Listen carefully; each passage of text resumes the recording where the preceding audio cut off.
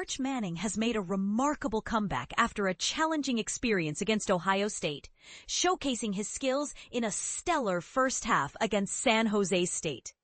While the competition may not have been as formidable, Manning's performance was impressive and indicative of his potential.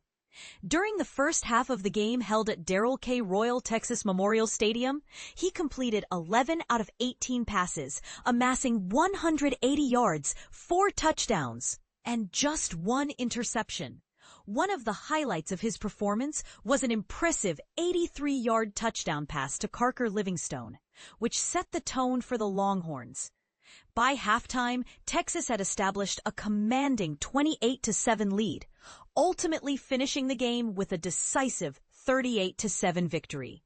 Manning concluded the match with a total of 295 passing yards, 4 touchdowns, and 1 interception, demonstrating a significant improvement from his previous outing. This strong showing comes on the heels of a disappointing season opener where Texas faced Ohio State and suffered a narrow 14-7 defeat. In that game, Manning struggled, completing only 17 of 30 passes for 170 yards, with 1 touchdown and 1 interception.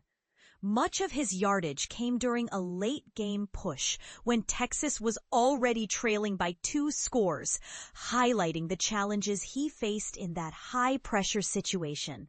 As a result of that loss, Texas dropped from a preseason number 1 ranking to number 7, raising the stakes for Manning and the team. Given his impressive lineage, being the nephew of NFL legends Eli and Peyton Manning and the grandson of Archie Manning, expectations for Arch are sky high.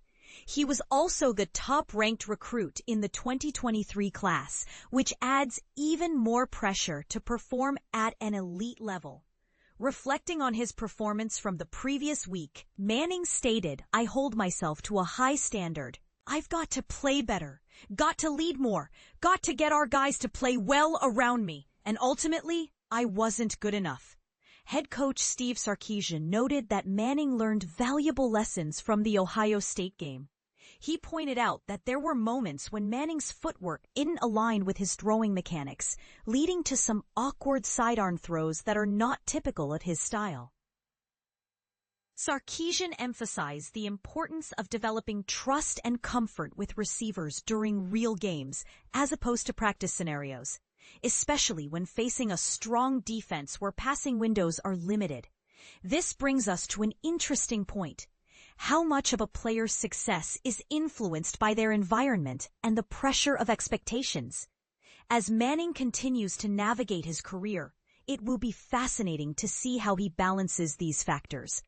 What do you think? Can he rise to the occasion and meet the lofty expectations set before him? Or will the weight of his family's legacy prove to be too much? Share your thoughts in the comments.